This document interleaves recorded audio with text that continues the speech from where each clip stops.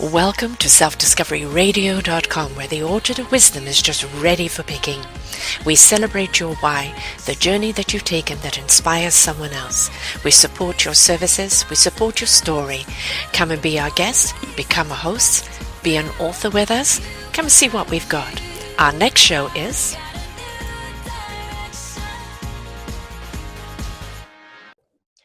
Good morning, good afternoon, and good evening, everybody. Welcome back to another edition of Ignite Your Soul and Hearts. I'm your host, Sara Troy, and my guest today is Arnie Peterson. Energy. How do we manage our energy when there's so much static and everything else around us? Anxiety comes, depression comes, pressures from outside come, and it shatters our energy. How do we step into it? How do we manage it? How do we honor it? How do we use it? And what is this energy that we're talking about? No, it's not something you're just going to plug into your outlet. This is your beautiful divine energy that you have, that is your source, that you generate, that keeps you going, that helps you get through life. And how do we tap into that? How do we nurture it? How do we use it properly? Well, this is why we have Arnie here today. He's the expert on this. He runs a beautiful program which actually helps everybody tap into their energy. And we're going to find out all about that today. Also what he offers, but how we can honor our own beautiful divine energy and use it in a very productive way that helps mankind by also helping us. Because first and foremost, we have to energize ourselves, don't we, Arnie? Welcome to the show. We do. Thank you very much for having me here. Energy, energy, energy. We can't live without it. It is our very source of everything.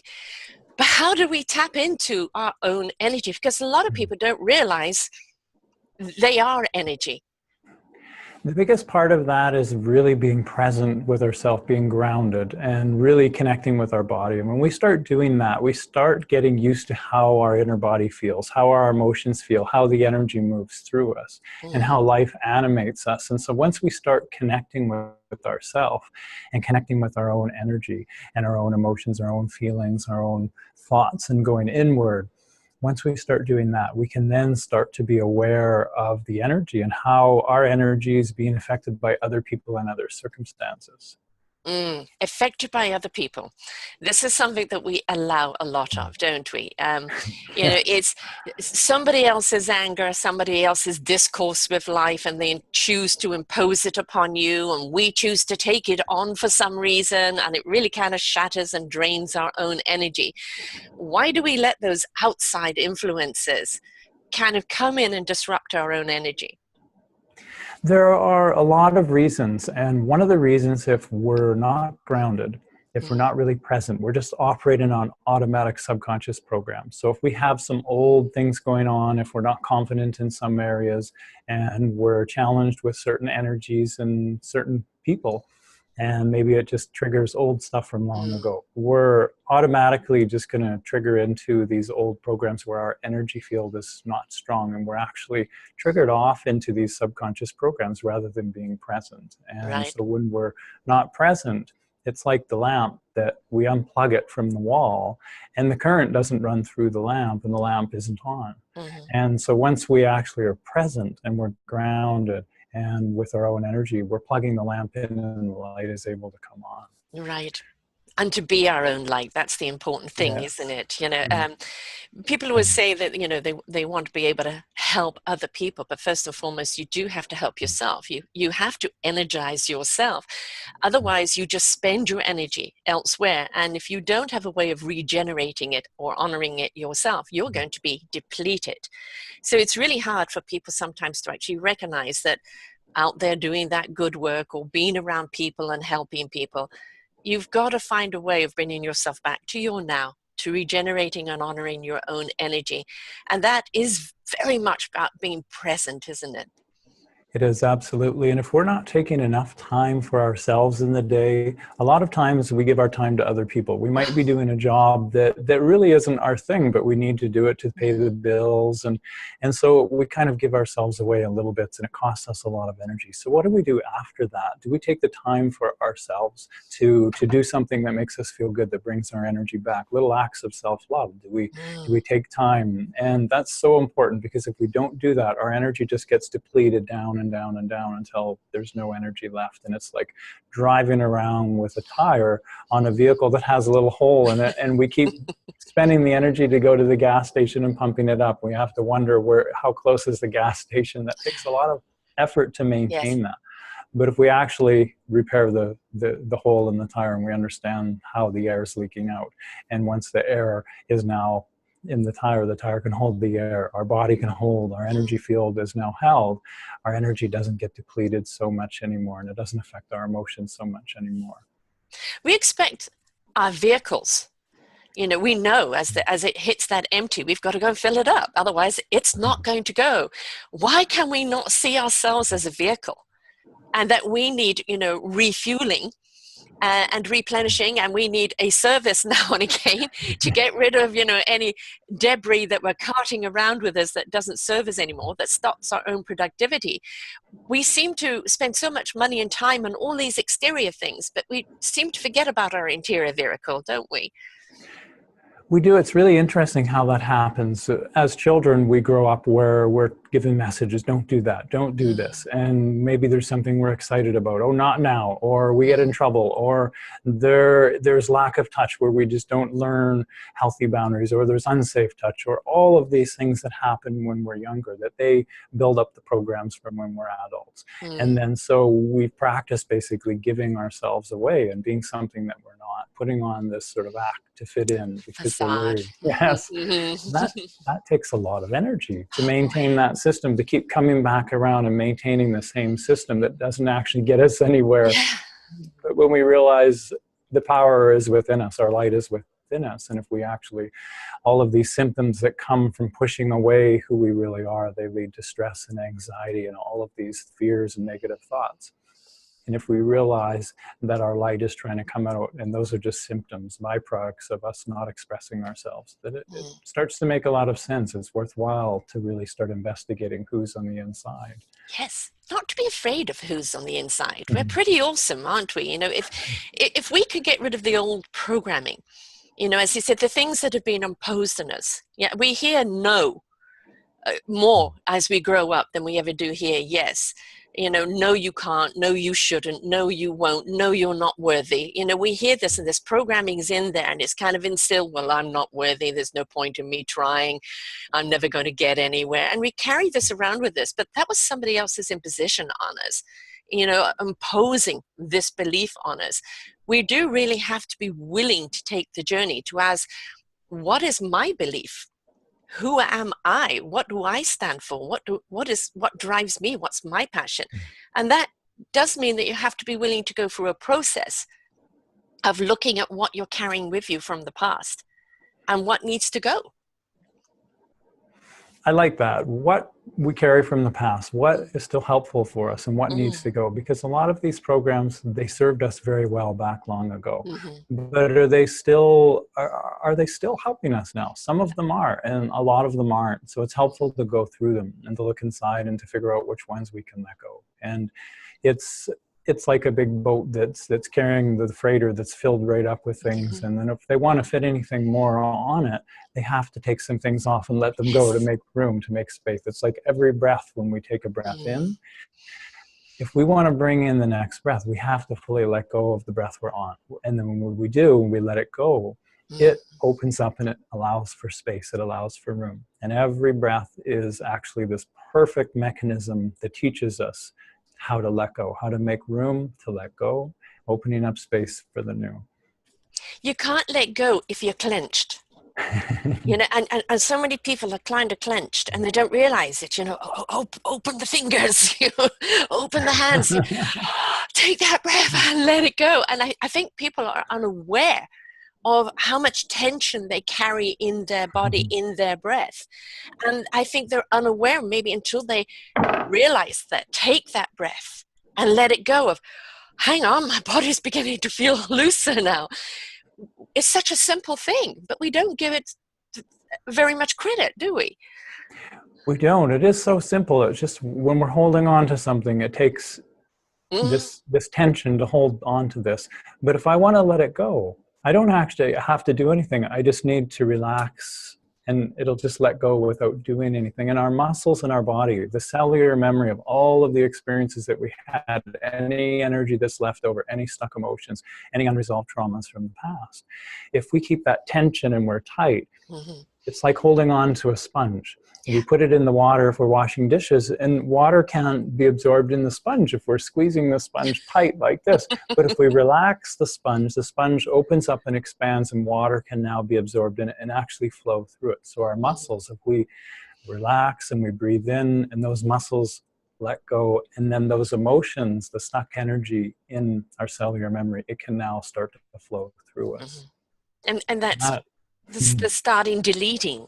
You know, it's there's a beautiful movie called From the Inside Out, in animation one that a couple of fathers did for their children, and it's such a beautiful one of, you know, our emotions are very, very important because they're an indication of how we feel and how we're reacting to life, and those emotions are there for a reason, to spend in the moment, but not to hold on to so tight that, you know, that it stops us from flowing in life. Because as with breath and energy, it's constantly in flow, isn't it? And we get caught up on an emotion, and that emotion becomes something so consuming, and it loses any form of relativity or reality. It just becomes an emotion that very often people don't even know what caused that emotion in the first place. They're just holding on to it for dear life. We need to let that energy flow with the breath in order to let it go. But so many people are so unaware that they're holding on to these emotions. I like what you said with the energy and the emotion and the flow, where the word emotion, it's really neat how it's spelled with the E, motion, energy in motion. Yes. And life happens in the moment. And we interact with life through energy, through feeling it, through our emotions, through our body feelings and sensations. And so if we're holding on to life and we're not letting it flow, that energy can't flow through us. Right. And how can we ever let anything go if we're holding on to energy? And how can we have a new experience if we're holding on to the old? So when we start to let it go and allow ourselves to be in the moment, allow it to move through us and breathe into it, into the feelings, those sensations, we experience them. And through the experience of them, that's when they release and they let go. And that's a totally different feeling, isn't it? Like, yeah. oh, I don't feel 500 pounds anymore. You know, you feel lighter, but also I think the way you look at life becomes a little more simple, you know, because we're inclined to overcomplex things. And why? You know, this whole thing about, you know, being an intelligent human being, I have to, you know, understand it and dissect it and equate it and this and that. It's just like, let it go. You know, simply, if it's not serving you in the moment, let it go. It is interesting, the things that we want to hold on to and how we want to control life, and thinking that we can control life, just the experiences that we've had can actually have a say on how life is going to go. And if we actually allow ourselves to be in the moment, life can bring us something new that we've never experienced before, new amazing experiences. But if we're holding on to the past. And then if we keep doing what we've always done, we're going to keep getting what we've always got. And it builds up, and it's like watching a movie. If we watch this really great movie and we love it and we tell all of our friends, and then they come with us and we see it the next day, and then say we think it's great and we come and see it a third time. And if we watched it every single day for, I don't know how long it would take, but there'd be a point where we would want to just burn this movie. We would just feel depressed. It would just... Been there, done that, no more. Yes, enough is enough. Yeah. But some things do have to be repetitive, though, in order for, I think, to go through the certain levels of psyche. You know, I think there are certain movies or storytelling that people may look or read at one point, come back and revisit in a different frame of mind and get a different message. But at what point do you stop getting the messages, and do you start becoming proactive with the message? Absolutely. I think we can get stuck in the problem and in the message. And I like what Einstein said, that if we want to solve a problem, we have to raise our thinking. We can't solve it from the same line of thinking. So the thing happens, some challenge in life, but if we go out and we tell everybody about what the problem is, how we don't like it and everything, we're at that radio station that's vibrating that particular frequency of that particular emotion that doesn't feel good. And how can we ever be at the place that actually feels good, that allows flow, when we keep broadcasting that frequency that doesn't feel good? We're in a time period now where we have seen an elevation of frequency, you know, cosmically, vibrationally, and it's a beautiful time because we're seeing people awaken. You know, suddenly they're realizing, you know, that scientists are realizing that this word spirituality is just people living in positive energy. And they can actually now measure it. So now it's scientifically proven. But we're also seeing people waking up to their senses. And it's being aware, you know, of their spirit, of the mind, the soul, the heart, and that connection, wanting to step into a more meaningful purpose in life, wanting to let go of this society's expectation of who you should be and what you want to be. So it's a wonderful time to see people awaken. In your own practice, are you seeing this where people are just kind of willing to let go? You know, that was an expectation of what my life should be. But now, because I am feeling it and I am seeing it, I am choosing to be it of my own choice. I'm really enjoying a lot of the people that come to see me. Some people come and they want the magic pill to, Yes. I want my life to change. I don't want to feel this way anymore. But Like I'm this not, now. yeah, I'm not willing to do anything different, but I just want to feel better. And Yes, yes. I'm sorry, I can't help you. I No. can't help that person. No. But I get so many people that come in and say, you know, I've done a lot of work and I keep doing this and these things keep happening. I know I'm starting to get to know there's this bigger part of me that keeps compelling me to do this work. And those people that when they come to see me, however the sessions go, they go home with a bigger understanding of themselves. And they go home, I send them home with homework, and they do things, they contemplate, and they start looking at this stuff and looking at their thoughts and going, oh, what I'm feeling, they look around and go, it's not a direct result of what's actually happening. And it's actually something that's going on in my thoughts, this old program, an old record. And they start to see they can step away from it. And through simple mindfulness practices to come back to the body and the breathing, we can start to see that. And then we start building that solid sense of self within ourselves, that every time we're able to come back to that. Now we're starting to recognize that light. And that's our beacon that keeps calling us back. And these people are wonderful to work with because they come back and there are these epiphanies that they share, which are the most gratifying experiences to be a part of that with other people's journeys. It's people that kind of have walked through the forest of life all their lives and been unaware, and then suddenly I can hear the birds, I can see the bunnies, you know, oh, there's a bear, there's a deer. And whereas before I'm afraid of the bear, what does the deer want from me, what birds are you talking about? None. Suddenly their senses are switched on and they realize that beautiful vibration and interaction that nature is having with us. Because all the trees are matrixed together, they're communicating, they rustle their leaves, communicating with us, that air is constantly flowing in and out, energy is constantly on the move. And when you decide to step into that energy of the moment, wherever you are, and just allow it to take you somewhere, oh, awakening, right? Absolutely. And when we're present with what's going on, we start to see things that it's not the same day repeating. If we do the same thing every day, it's a brand new experience, even if it seems the same, but we're actually present with, we're able to see what changes and what's coming to us and the different feelings and the different sensations. And pretty soon life starts guiding us through those feelings. When we're aware of our body and we're aware of what we're feeling, then pretty soon we're able to feel these sensations that, wow, I'm feeling really drawn to do this. I'm feeling drawn to say no to that person or yes to that person, or everything looks perfect to buy this vehicle, but I don't know, something, this funny feeling is telling me that I shouldn't do it. And we start listening to that, and all of a sudden life starts flowing and things start working out really well. You know, the thing is, I always say, feel your thoughts, don't think them. You know, the thinking them is that programming that's constantly going on and on and on. When you actually attach the heart to the thoughts and go, am I really connected to these thoughts? Or is just this, there's an old chatter thing that's still on a loop? Do these thoughts have anything that's going to productively lead me forward or help me in my now? Because when we actually attach feeling to the thoughts, we have a different form of connection, don't we? Absolutely. We're not just identifying with our thoughts. We can actually be busy doing something, doing a task. Say we're working and we work on a computer and we're working and we're so used to doing it, we don't even have to pay attention.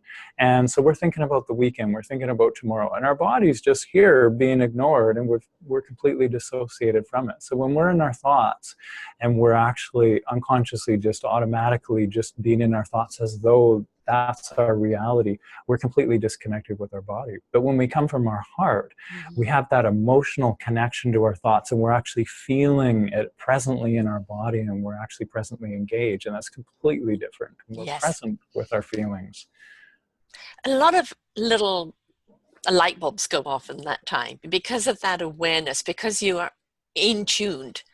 Right? There's an insight that you start seeing with things that you'd never noticed before, things about yourself you'd never noticed before. And when you start willingly, and of course the free will is a huge thing here, when you willingly step into that self-discovery, and you go, you know, I never knew I felt this way. I never knew I could do that. You know, people said, go and, you know, take a leap in faith and trust. And I thought they were ludicrous, but now I've got my wings on and I'm ready to fly. It's that discovery that people start, you know, really seeing in themselves. And they realize they've been selling themselves short for so long, haven't they?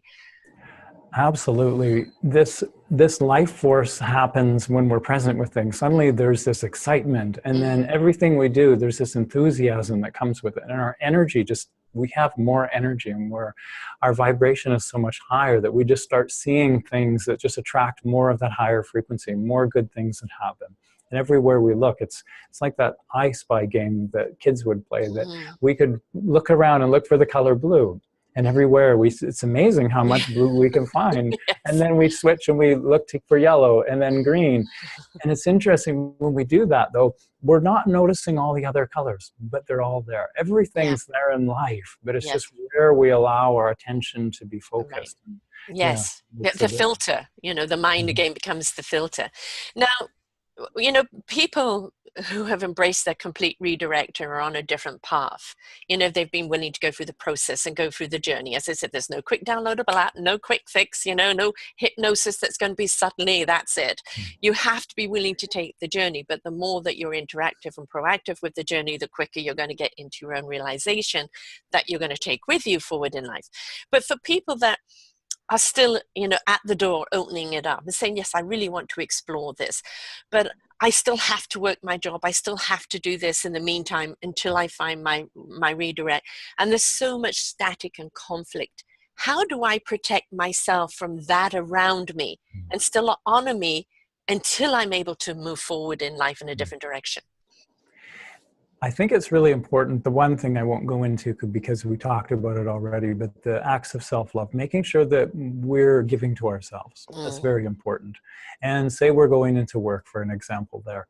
Perhaps there are things we can do at work that we can just bring little personal things in a plant or something, just things that help us just feel better with the energy there.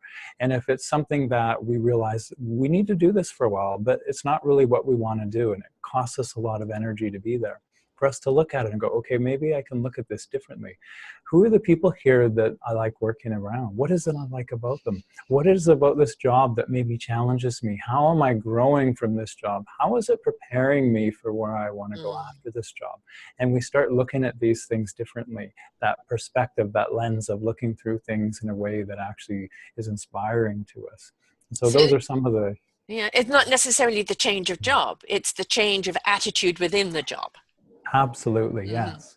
You're right. And some other things that we can do beforehand. If we find that we go to work and we get pulled off really easily from other people, and sometimes we just feel like we get drained and we come home and we take this energy home with us. So we can do some really simple intentions before and during and after that work really well. And that's important. Release it. Right? Yes. You know, it's again kind of spend that emotion so you can step into another one. So you don't want to take your discord home with you, because If you've got family members at home, they're looking forward to Mhm. seeing you, sharing their day, having fun. The last thing they want to hear is, a couple of hours of you bitching about your day. Not very proactive or very positive energy, is it?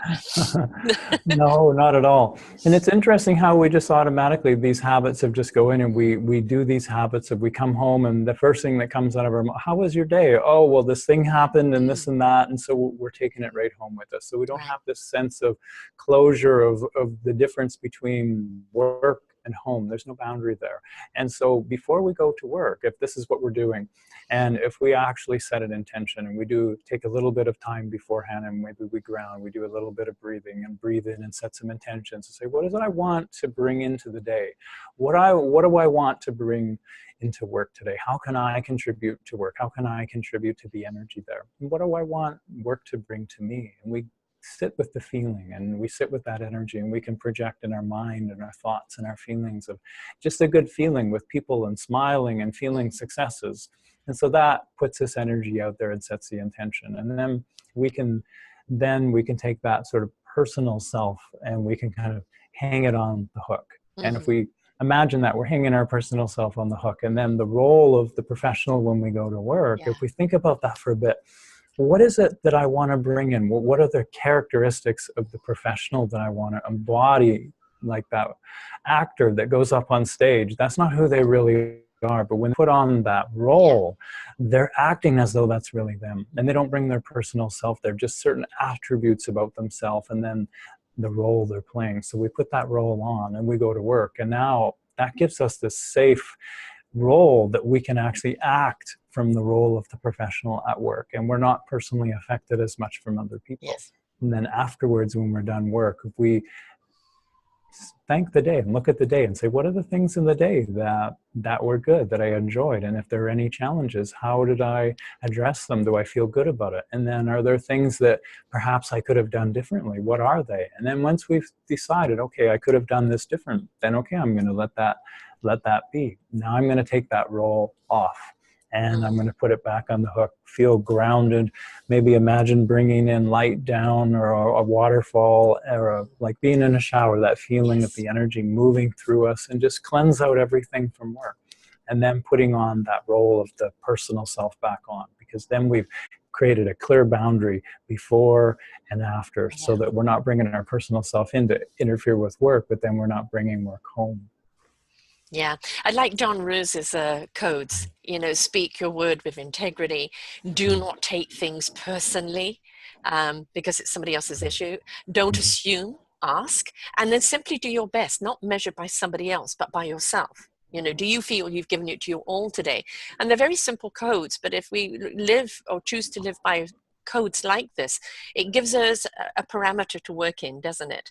And it's like, I gave it my best today. Somebody came on the attack, but I didn't take it personally. I didn't assume that it was for me. It was just something they're going through. And instead of reacting, which is our natural way of doing things, we take that breath and look at something for what it is and go, I'm not going to take it personally. I like that difference between responding and reacting, to Hmm. mindfully respond and instead of reacting. Reacting is when we're really not present and we're not engaging with what's going on. We're really not contemplating and sitting with it, that we're just simply reacting just automatically the old way that we've always done. And so whatever subconscious program is there that we're used to coming out, it's just going to come out and we're just going to act that certain way. But when we realize, well, this is actually a big hemorrhage of my energy field. This is a big hemorrhage of my emotions, of how I end up getting drained and how I get hooked into these conversations and these judgments and these things and expectations where, wow, I did my best, but I feel ashamed. I feel bad about it. So when we respond, we go, wow, all of this stuff is happening. That's really interesting. We can step back and then we can just be this mentor to ourselves and Yes. breathe into it and give ourselves love. And maybe these parts, we can talk to them like they're Hmm. little children inside of us, these younger parts, that we can send them love and kindness and guide them through it. But realizing it's not us personally if Right. somebody else is saying something to us, that to know we did our best, and that makes it Yeah. easy to let it go. Yeah, like a fifth one on that should be do not self-judge. Because we really do like to do that. Beat ourselves. Why did you do that? Oh, you stupid idiot. I mean, we're the worst enemy. We don't need anyone else, right? So, lighten up, let it go. It's like somebody I met one time said, "My mother didn't have to discipline me. I'm already hard enough on myself." Yes, I think that is very true of many, many, many of us. So, that's again a self-awareness, isn't it? Oh, I can feel that coming up. Let's just take a breath. Let's not let it in. And as much as you have that with work, if you're in a transition of embracing your beautiful divine energy, sometimes you're going to get kind of some conflict in the home front or the family, right? Because family don't like you to change. And what I did is you have to say, I love you, but there's a distance for a while. I am going to nurture myself. And when you're at that strength of who you are and what your energy is, then you can bring that light back to them. And it is your light that they will see. And they either have the free will to accept it or not accept it. But this, you say, this is the energy that I am going to communicate with you on. Rise up to it. Let's communicate together. But you have the free will as to or not to, but this is the only vibration I'm working with you on. That is such powerful advice. That works so very well. I remember an experiment years ago I did with my father where there was a lot of old stuff that went on with him and I used to rent his workshop years ago for a business that I had, and he would come in and he would be in a bad mood sometimes, and there'd be this certain energy, and I would feel in a good mood, and he'd come in and my energy would just be gone, and the rest of the day I'd feel terrible. And I started to understand this stuff a little bit and contemplate it. And I did an experiment. I said, okay, I'm going to hold my energy. I'm going to keep this smile on my face, and I'm not going to go where he goes with that. And I'm just going to go in the way that I'm feeling. And he would come in and he would have that look on his face, and he would say something about it. And then I would just say, wow, everything is going good today. And I would stay with that smile and energy. And he would either come up to that energy and stay, or he would go away. Yes. Yes, because if they can't rise up to it, they're going to run away from it, because they're not there yet. Because again, we're going back to, self-responsibility, right? We have to be accountable for our choices in life because, it's somebody else is not responsible for who you are. It doesn't matter what's happened to you in your life. That's happened to you. How you respond to it. Now you know more. What can you do for yourself? You are responsible for your own choices, your own energy, your own self-love. And if you really want to help someone else, really step into that self-love and that beautiful energy, because it does invite them to rise up. Or if they're not ready for it, they may go away and think about it and go, I didn't have an effect on them. I didn't push their button anymore. They were still smiling. What is this all about? And for some people, they're still going to play the blame game and they're never going to do anything. It's just, who it is. So the only person you're responsible for there is yourself, isn't it? Absolutely. We're not responsible for another person's internal environment. It's our own energy. When somebody pushes our buttons and they do something that really affects us, there are buttons that they're pushing. It's not them. And in a sense, we could look at it as, wow, how dare them, they're this, they're that. But we could also go, okay, wait a minute. What is this about me that this is triggering? And we can use it as a learning experience. Yeah. And yes, and these things are so powerful. It seems so easy to just make this change, and I'm going to hold my energy, and I'm just going to do what we're talking about. But it's really important. I really want to say to everybody listening that to start small. If we try and go real big with the big fish, we are going to be disappointed. We're going to say this doesn't work, and we're going to give up, and it's going to make us feel worse. And then we're going to really beat ourselves up. Yes. So if we start with small people, I don't mean small people, but people where there's a very little charge, a little circumstance, people we're not very emotionally attached to yet.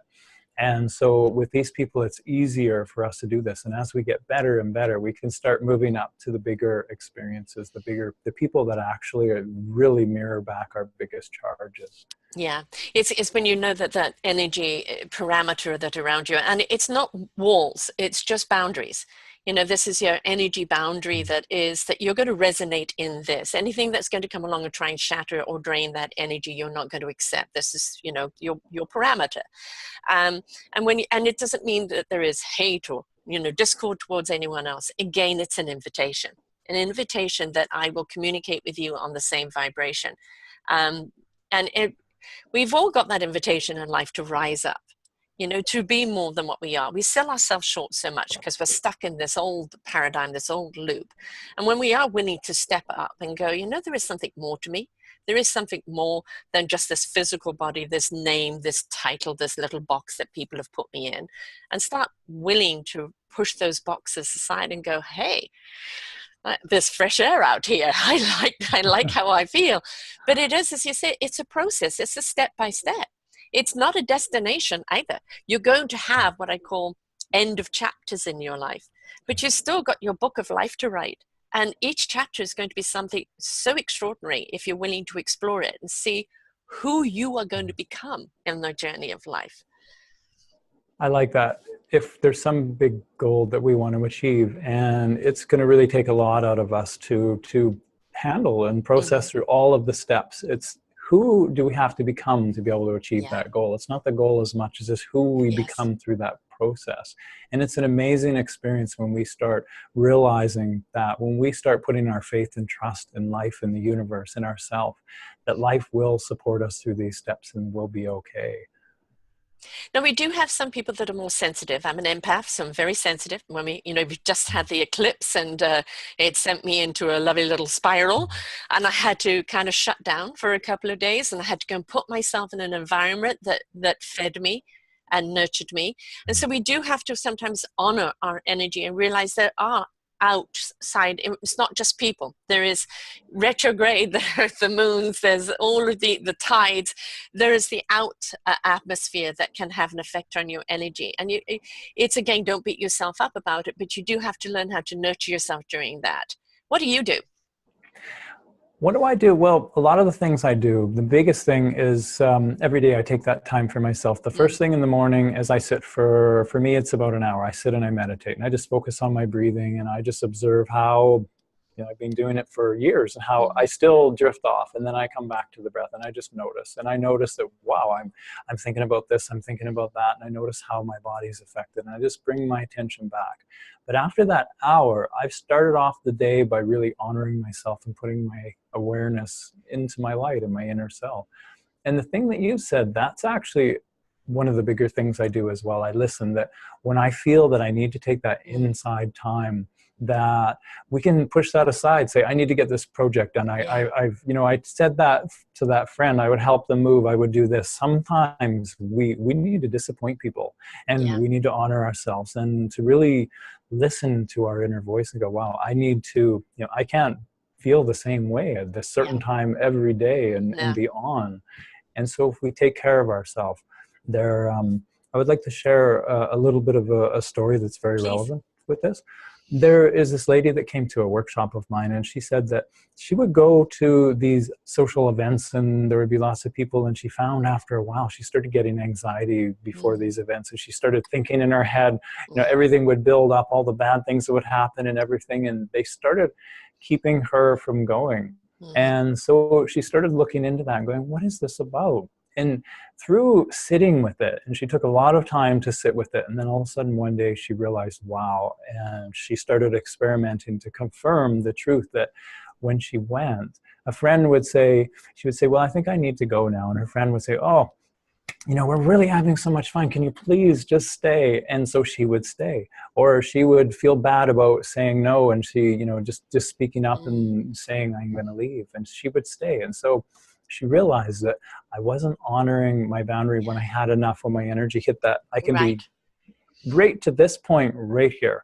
I'm really good up until that point. When I get to right there and beyond that point, I can't stay any longer because it's actually starting to drain me. And once she realized that and she started doing that, all of the anxiety dropped, because the anxiety was protecting her and keeping her to go, because she didn't have a healthy self boundary to be able to stop and say, I've had enough now and it's time to go. And so listening to that inner voice. Huge. And I think one of the things is, I was a people pleaser all my life, and spent myself over and over again to depletion, because I felt my validation of who I was in my service to others. It still is, but it's not at the expense of me. I'm actually more of service to people when I'm in my energy, when I do honor myself. When I give my energy, I give it freely and abundantly. But it also in the receiving of it or in the interaction of it, it's also rejuvenating me as well. And that's the thing, is how the energy begets energy instead of just spending energy and letting it go. When you're around the right energy, that energy gathers a beautiful momentum and generation that feeds so many people. So it's so important to be around like energy people. Absolutely. And what you said to start with, that giving of yourself. And it's really interesting how we can give ourselves away. But once we start learning healthy boundaries and start honoring ourselves, there's a big difference between giving ourselves and giving of ourselves. Yes. Yes. Yes. Yeah. Will you explain that a little bit more for the listeners? Because, you know, that was a hard and a long Yeah. lesson for me. So let's break that one down. The easiest way I can find to break that one down to describe that is really simple. We go out in life, we do something. We need this awareness practice to do this, and to practice sitting and following our breathing maybe, but to have some level of a foundation where we're able to notice how we feel with things. So we go out and we see how we feel. We think, okay, here's this opportunity. How do I feel about it? Okay. Where do I feel it in my body? Okay. And then we go and do the experience. And whenever we remember, we check in to see how are we feeling? How does this feel when I'm doing this with the interactions? And then afterwards, we sit there with our feelings and our body and our energy and go, okay, how did that feel? Did it cost me? It took this much energy to do the experience, but this is what I got out of it. Or was it the other way around? Yeah. This is what I got out of it, but it cost me this much energy. So was there a gain, or was Yes. there a cost? And how do I feel about it? Do I feel good about myself? Did I come home and go, wow, I wish I had said that. I wish I had done that. Do I feel badly about it?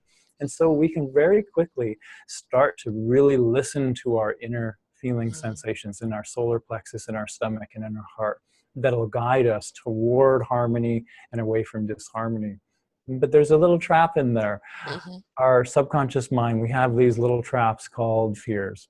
And Yes. so if there's a fear and it's just an old program, it can trick us into thinking, oh, going and doing that is a bad idea because it's bringing up anxiety, but it's bringing up this fear. But really, it's just, we just never learn to step into that feeling. And so as we start to get familiar with the different feeling sensations in our body, then we can start to really listen to guidance and advice. And I find that's the best way to really listen and trust, because we know when we've given ourselves away. We know, we go, wow, I knew, I had this little voice in the back of my head. I just knew I shouldn't have. Yeah. But there's also that sometimes that thing is, oh, but that's being selfish. Right? And you know what? We do have to be selfish, because, you know, when we step into our beautiful energy, we become abundant and so enriched. And that's when our cup runneth over. And that's when anybody in our parameters are going to benefit from that energy. But sometimes we do have to be a little selfish in taking care of ourselves, because what can I give you if I'm depleted? Right? Absolutely. Selfish is self-care. There's a Yes. difference between being narcissistic. We might Yes. have to go through phases in life where our upbringing, we had to, the only way we were ever going to be heard was to really get angry and to really speak our voice. That might be the only way we learn. So perhaps we need to go through a narcissistic stage. It's the only way we can learn about boundaries, by being angry. But then at one point we realized that doesn't feel good to be, Right. you know, that I affected that person. Now all of a sudden we're thinking about the other person, but we can go the other way and worry about the other person to such a degree that we just completely hurt ourselves and Yeah. give ourselves And away. beat ourselves up. Yeah. Yes. Yeah. The thing is, there is a fine line, isn't it? But the more that you invest into your own energy and the more that you honor it, you know, I had a recent, it was a one-sided altercation, you know, somebody else. And it was very interesting, because what my energy did, it was immediately shut them out. Even before I did, my energy did. And there were no words outside of that particular verbal attack. I didn't say anything to her. I didn't retaliate. It just, my energy shut down. And what caused, very, very interestingly, was for her to go into a further attack because she felt my energy change. Right? And so then it was, I'm sorry, There's the boundary. You can't cross that parameter until your energy changes. I can't accept your energy in this inner circle. And it's not something she's understanding, and that's her journey. But it was surprised me how I didn't even have to think about it. My own energy protected me right away. Once we start practicing these things, they become automatic. To start with, if we're watching this and we're thinking, wow, that sounds, I would really like to work on this stuff, but Yeah. I've never actually sat and meditated or done these breathing exercises. At first, it's going to be hard. But after we do it for a little while, we realize, wow, I felt this way before. And then afterwards, I felt better. I felt more relaxed and calm. It starts to bring a motivation to doing it, an incentive. And Yes. after a while, it just becomes automatic. Yeah. And so all of these things, as we practice them, they become automatic. They start off hard because they're new. Right. Yes. Yeah. I mean, because the past me would be, well, what is my role in this? Did I do something wrong? And then it was like, no, there was a crossing of the boundary, the crossing of the line. All I did was shut the energy down, didn't have to say another word. That ricochet of that, the door is closed, which was automatic, was felt by her. And then, of course, there was the reaction from her. But that, again, going back to don't take it personally, that is her personal issue trying to impose upon me. And my energy is saying, no, I'm not accepting it, right? Because if you don't engage in it, you can only engage with somebody who has got a willingness energy to learn or willing energy to think. But if it's still in defense, don't open your energy, because that person's still under the attack mode. You do not and you cannot help anybody in that frame of mind. Absolutely. And if we give in to that and we feel bad, if we go to set our boundary and then that person attacks us back, but then we feel bad, or it triggers some fear in us, so we actually let that boundary down and we give in. What we're doing is we're saying yes to keep inviting that experience. We're actually training them that that's okay to step over our boundary, that our boundaries don't mean anything. So then when we hold to that, it's like the child that wants the candy and kicks and screams, and the mother says, no, I'm not going to let you have it. You don't love me. You did let me have it, but I don't give it to you because I love you. Yes. And so the parent is actually supporting the bigger part of the child, the spirit, rather than the ego. The ego wants the candy. Yes. And so when we do that, it feels hard to do that. Some people that are very intuitively empathic, people that have given themselves away a lot, it hurts to do that to another, to set that boundary, particularly to a loved one. And so we don't want to do that, but we're really supporting them to actually grow and learn. They go away, they feel the hurt, but that's their opportunity to grow and become stronger. And if we do that, our vibration starts raising. And if we keep raising it, we're offering them an environment where they can actually raise up there too. Right. It goes back to that responsibility, doesn't it? Is that if you are always angry or always on the attack, you've got to look at your own life and go, why am I not looking at my own discord? Why am I not finding my breath? Why am I not releasing and letting? Because the issue wasn't with me. The issue was with something that was in her that God imposed upon me, right?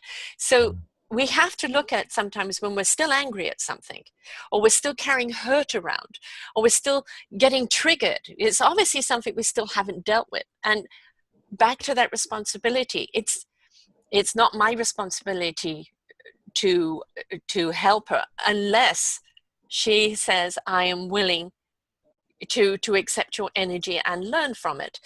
We have to take on those responsibilities ourselves, because we are seeing a human nation of it's their fault, it's government's fault, it's military's fault, it's the corporation's fault, it's that fault. But nobody's taking accountability. Well, what are you doing? Because inaction is also not taking responsibility, which means you're also a part of the problem. And action, where with good heart intent, is actually being the solution. And the more people that actually raise their vibration right now, step into heart center, resonate that beautiful vibration of love and kindness, the more we're actually going to see that resonate around the world and become the solution this planet needs.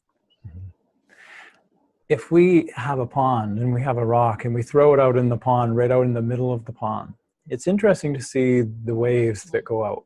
And that's not actually the water that is moving out towards the shores. That's actually the vibration, the energy wave that the water is expressing as we see that moving along. And if we think of now the whole world, the planet, and the universe, our energy, it goes shore to shore in the whole universe. So when we come from our heart, that energy ripples out to the whole universe, and it makes it easier for other people to reach higher levels of consciousness and find themselves. The invite, isn't it? Yes. That vibrational invite is like, you know, the movie When Harry Met Sally, I'll have what she's having. Well, when you're seeing somebody, you know, that stepped into just their own beautiful vibration and happy with life and the simplicity of things, it's like, well, what are they doing to be in that space? How do I get there? It becomes, inspiration becomes invitation. And I think what we're seeing is an enormous invite around the world, not to rise up with pitchforks, but to rise up, you know, arm in arm and saying, let's do this together. And I think it stems in kindness, in caring, in love for yourself first, and then resonating that love and kindness and caring to everyone else in your parameters. Absolutely. And one of the biggest things in my growth along the way that I found really helped raise my vibration and really helped to attract other people in my life that wanted to do that as well was, at one point I had to take a chance with what I was feeling, and I grew up with there was no understanding of emotion. There was, you're fine or you break things. Right. And from my father and my mother, there was no emotion, because my mother was trying to balance out my father, his up and downs. And it was from their upbringing that this happened. But for me, I was very sensitive, intuitively, empathically, and I would pick up other feelings and emotions for other people, and it built up and built up. And one day I realized this has to come out. And I found somebody to share what I felt with. And I never shared anything in my family growing up. And once I did that, and then the other person heard me and actually said, wow, and they described something similar that happened to them, I realized, wow, I'm not alone. That bravery, that willingness to find somebody to share what we feel, that all of a sudden opens our hearts.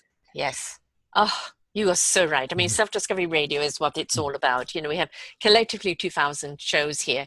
And, you know, most of those are people who have embraced their redirect, stepped into their beautiful light, their meaningful purpose, and sharing their skills and their tools and that inspiration with other people. And where the impact is to hear some of those stories and go, you went through what, you know, and you've come out doing this, and that strength, that courageousness, that self-love in doing that, or listening to someone go, you went through that too. But what's the big word there? Through it. We can't go around it or under it or pay someone else to do it for us. We have to be willing to go through it. Every single one of those people have said they're very, very grateful for the journey, because who they are today, they are truly in the honoring of self, their contribution here, the planet, the universe, they are in where they're meant to be, but they had to go through, some people, horrific journeys to get there. But what an inspiration, the fact that they did, because what it tells us is you can too. It's amazing when people start sharing these kinds of experiences and people realize, wow, with that inspiration, I can do it too. And the more people do workshops and groups where, when we were younger, when things happened, when we built up a lot of these self-perceptions of feeling bad about ourselves, a lot of times we had a need, and the person that we looked up to wasn't able to be there to support that need. So what we felt, that need that we had, we just felt bad about ourselves, that having needs are bad because that's what happened. Yeah. And so we tried to avoid being who we are.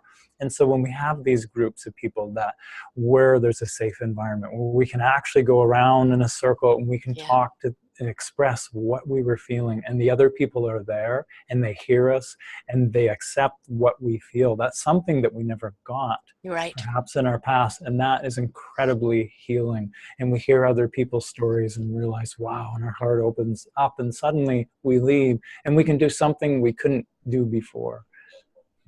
Yeah, and there's no judgment there. There's just, you know, how can you hear someone's story, especially if you are in a circle and you're close to them? How can you hear that story and not feel love and care for them? Because, you know, it's you're hearing their pain. There isn't the judgment. is hearing their pain, and just automatically your heart wants to just come out and give them a hug, or I'm there for you. And when you get that love back from someone, where they're not judging you, they're not persecuting you, they're not blaming you, they're just simply loving you. What a beautiful gift, and what a massive healing source it is in us, in our discovery of self, of I can be loved no matter what, so therefore I can love myself too. That's amazing what can happen when the energy expands. And I'd love to talk a little bit about just the science behind how does Yes, that yes. happen? How can we actually vibrationally together, collectively expand energy out into the planet? It's really interesting that I used to use pictures and diagrams to do this, but it can easily be done without that. If we think of energy, these energy waves, just these up and down little energy waves, it's really just simple. A radio station that is just waves of energy, a microwave, waves of energy. Our thoughts, our feelings, our emotions, those are waves of energy. The desk here, the chair I'm sitting on, and it's solid matter, but it's still energy. It's very dense energy, so it's all just patterns and frequencies of energy. So if everything is that, my energy field and another's energy field, if I'm resonating with somebody, if I'm resonating at this sort of power of a +1, and that's sort of like the radio dial, you have a +1 and a +2, the radio wave gets taller and taller, but when you turn the volume down, it's just little radio waves, but they're perhaps the same frequency.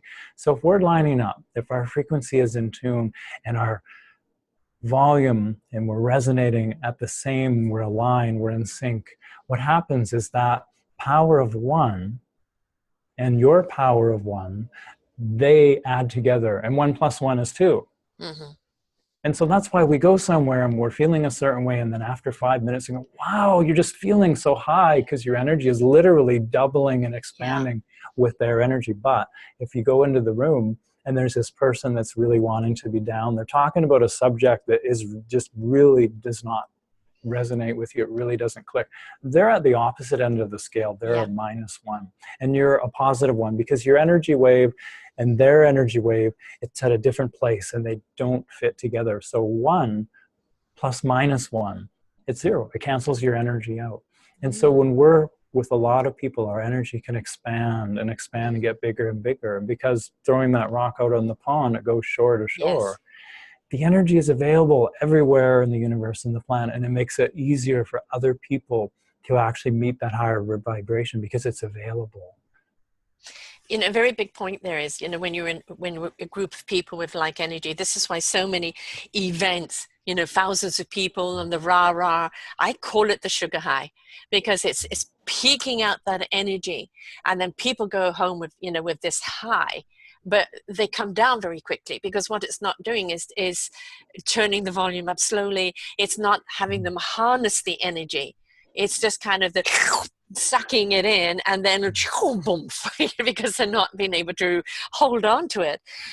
But yet they go back again, to get more of that energy. It's more important for us to be, harness your own energy, no matter what level it's at, right? Because it will grow and it will grow and it will grow and it will grow the more and more you're around other people with those positive energies, and it will grow into a point, like I talked before, where it's there to protect you no matter what, because it's reached that certain frequency. So I think, again, we mustn't just look that we need to go somewhere for a quick sugar high or a quick rush, because that's what a lot of people do things for, to get that rush of energy, but to look at how can we honor it literally from the roots up. Into becoming that kind of beautiful tree that flaps in the wind, but honors its roots and honors its trunk, and that it's a safe zone for us, right? It is our sanctuary. I really like that you said that sugar high. I like the way that you described it. We seek outside of ourselves. We feel empty. We feel this void. We feel there's something missing, so we seek it. And so we get this experience, and that's how we end up smoking or drinking or binge eating and doing drugs or doing a lot of things, because there's something we're trying to fill. And so we go out there, but there's always a consequence to it. And if instead what we're talking about is if we go inside and we cultivate the Mm. seed of who we really are, and we tend to that seed, and the plant starts to grow, and we water it and we give it love, it grows stronger and stronger. But the root system is important. Yes. If it's tended to properly and we're not trying to rush it, and we're really Mm. mindful with that, each stone of the foundation gets stronger and that root system digs in. So the wind, when it blows, it can bend and it can keep coming back to Yeah. center. But if the Yes. root system is not strong enough, it'll uproot itself. Or if Right. we're too rigid in life, it'll snap. And if we're too flexible in life, we have no boundaries and it just bends right over and it won't Yes. come back up to our Right. center. I kind of consider myself, I've become a willow tree. You know, I feel that my roots have gone really, really deep now. My trunk is really solid, but my branches are constantly flowing in the wind and they need the movement. I can't stand stagnation. I love the wind, literally love the wind. And I love the way the energy is constantly flowing, and it doesn't dictate it must go this way or that way. It goes with the flow. But I know I can go with that flow of energy wherever it takes me because I know that I'm solid in the trunk and I'm deep rooted. So, you know, it's a really good feeling because I used to be one of those trees that did get uprooted, or, you know, the branches would break. And, you know, I've become this willow tree now. But it was something that was cultivated and allowed to grow over a period of time. And one of the things I had to do, and what I've been doing on this journey, despite whatever has come from the outside, is at first fighting for my own honor of who I am and why I am, stepping into that and loving who I am and why I am, loving my meaningful purpose, and then getting to a point where I don't need to defend it anymore. I am what I am. And you either see me as I am or you don't. That's okay. So it's allowing that process and that growth to happen because, as you said in the beginning, you're not going to get there overnight. You have to be willing to let the roots take hold, the seeds take hold to roots, and let things grow. But it's such a beautiful journey if you're willing to take it. It's an amazing journey, and we all have our own unique journey. Yes. And so we see somebody else and we see what they're doing and we want to do that. It's supporting the tree to grow too fast and it's getting too big, and the roots aren't solid enough to Yeah. hold that tree, and it can Yes. fall over because we can't be that other person. Of course we're going to fall over. Of course we're going to fail Yeah. if we do everything the way the other person does it that's successful.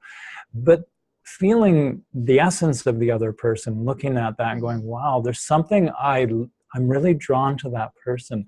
I don't know what it is. I'm just really drawn to that energy. And that energy, for us to recognize it, must be within ourselves. So if we look in ourselves and we start cultivating that energy within us and looking within and going, who am I? And we start practicing by doing this and doing that, seeing how it feels. And pretty soon, setting boundaries, speaking our voice, we start cultivating this sense of self, of inner beingness. And it starts then coming out of us as our voice, as our actions, our body language, and then that sense of self becomes very clear. And then we become the very specific tree of character of who we are.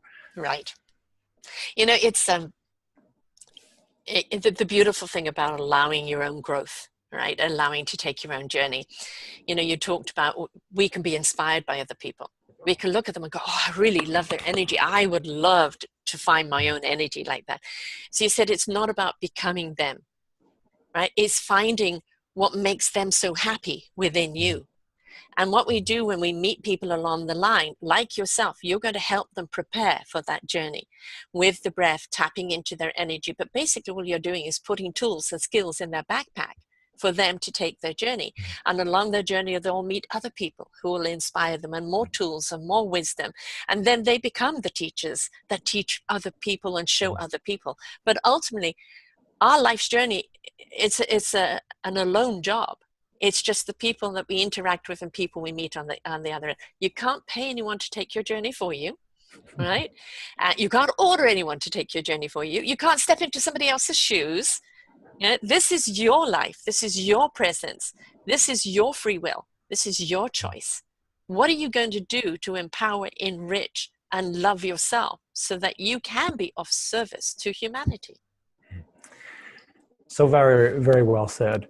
To really get to know our inner voice and to really decide for ourselves what's okay with the behaviors of how other people treat us and what's not, and to speak up because we then define ourselves. Everything we do, any act of inner self-kindness, act of self-love, anything that we do to set a boundary, to say that's not okay, or speak up and say, I want this, I want that.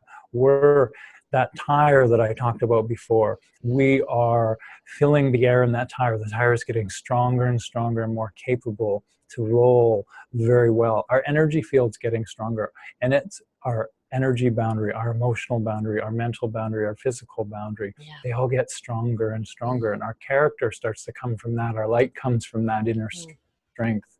And then it gets easier and easier because it's so solid and so well rooted.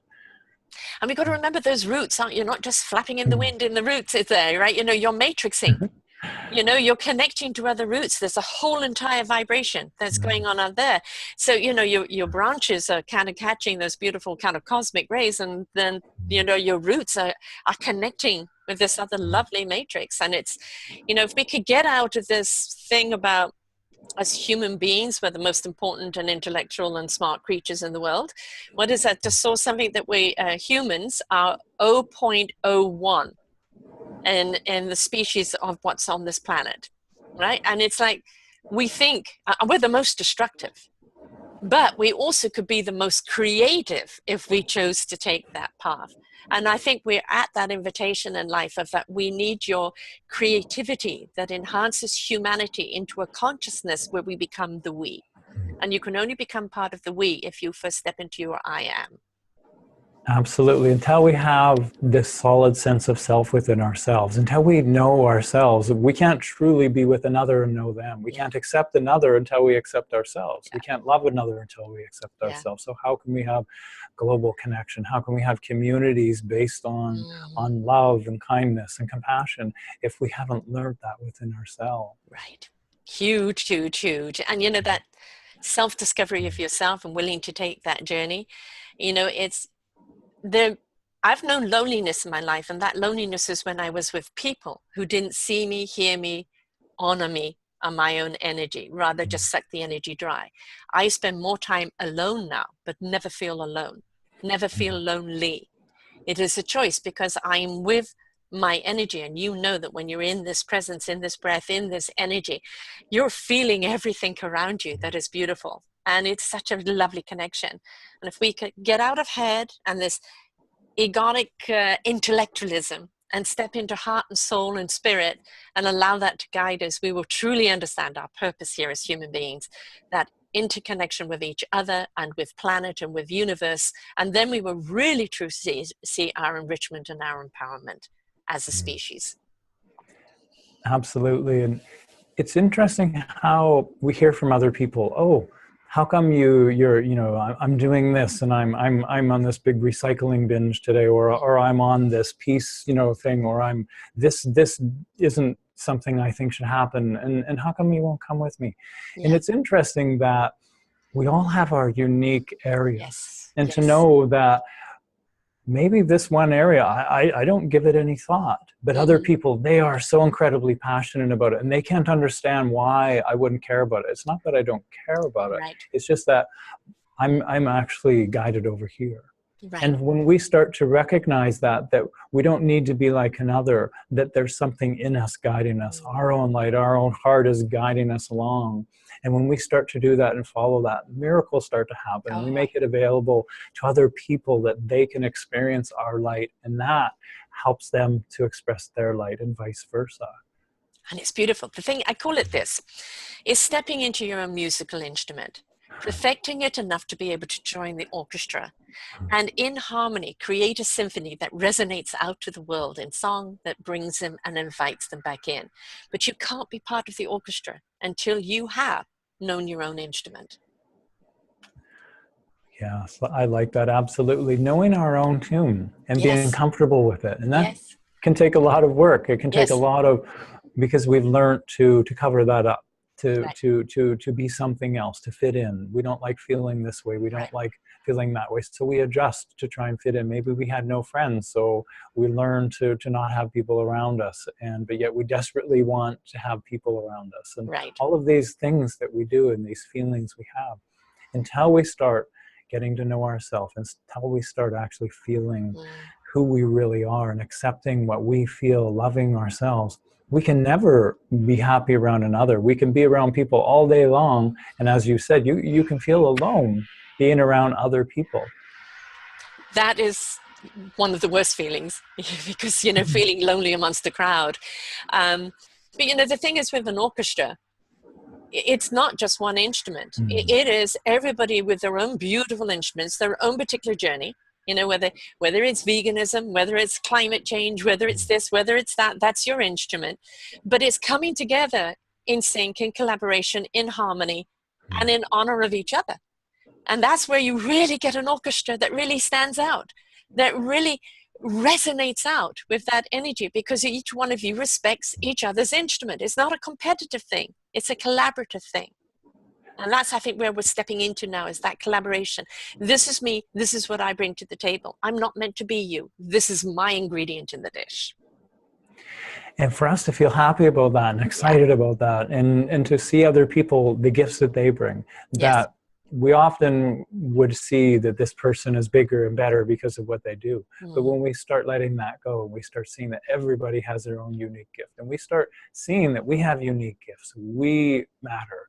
And then when we go out and see that other people matter, that instrument that we carry, it's an integral part, because we all have our special tune, and without all of them fitting together, we can't play the song of the energy that the planet needs. What is a choir? You know, but everybody's voice coming together in harmony. But it doesn't mean they become a droid. You know, that harmony is because of so many voices uniting together, but each one of those voices is important. So we've got to understand we are important when we step into our purpose. But first we have to place importance upon ourselves to discover what that purpose is. Now, having said that, how do you help people? What is your program? Where do people find you? What have you got to offer? I do a few things.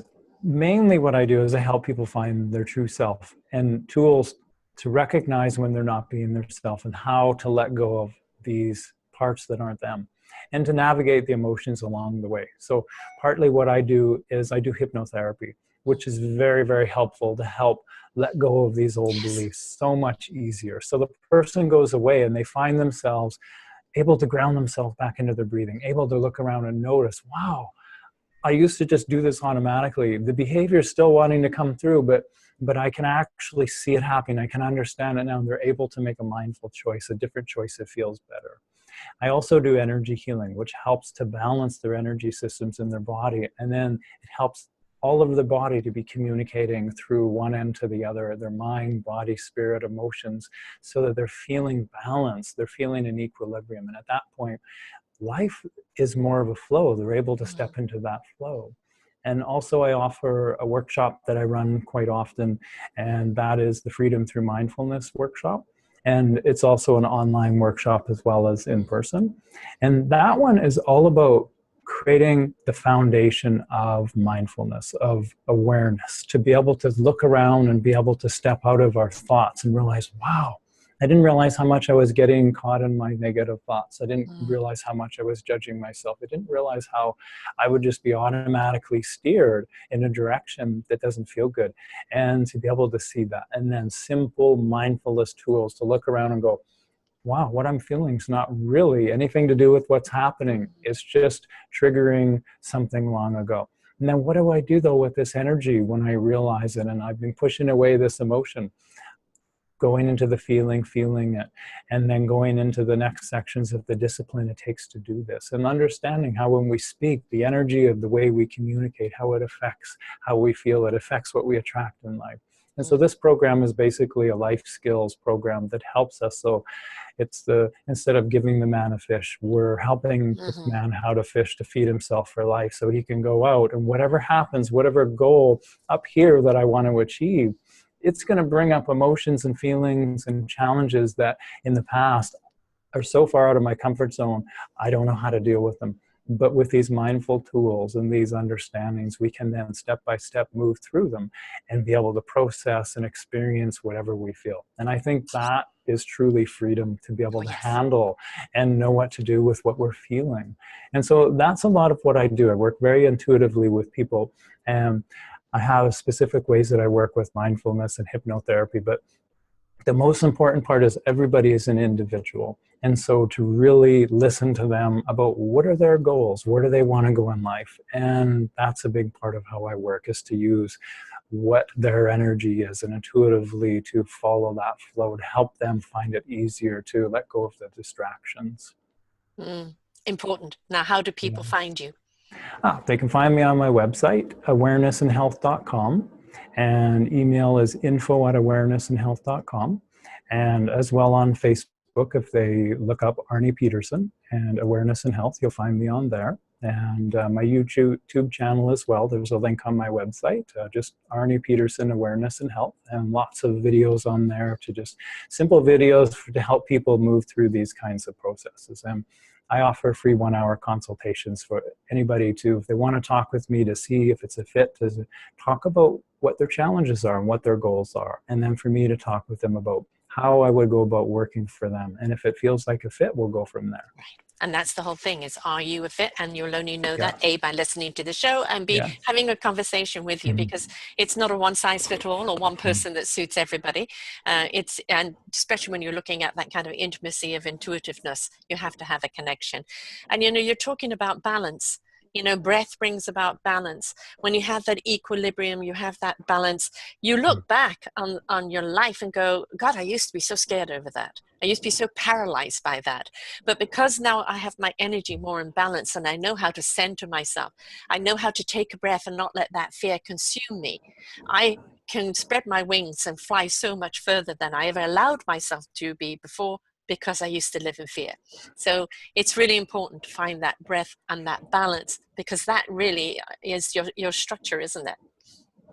That structure and that strength, if we're able to step into our fears and through our fears, that fear or that anxiety or that worry, whatever that energy is, it's a very powerful energy.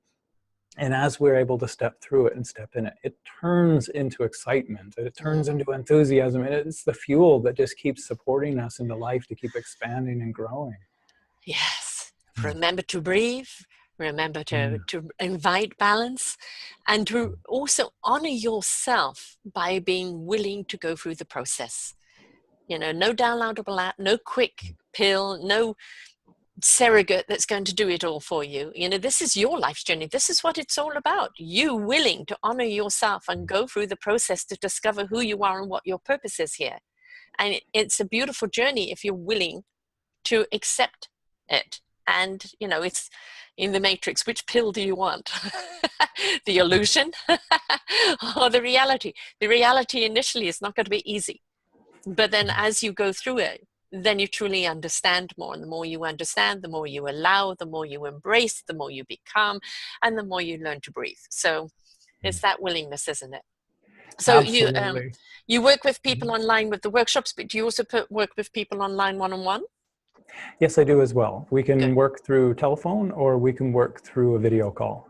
Excellent. Yes. Wonderful. So folks, wherever you are in the world, he's here in Victoria, BC in Canada, and you can see him in person, but you can also reach out to him through this lovely cyberspace, which is all frequency and energy, by the way, and you can connect with him there. And so don't let any of it be a barrier. If he's a fit for you, reach out and let him help you breathe, find your balance, root your own beautiful seeds, and grow into your own beautiful tree, because we actually do need you in the world. We really do.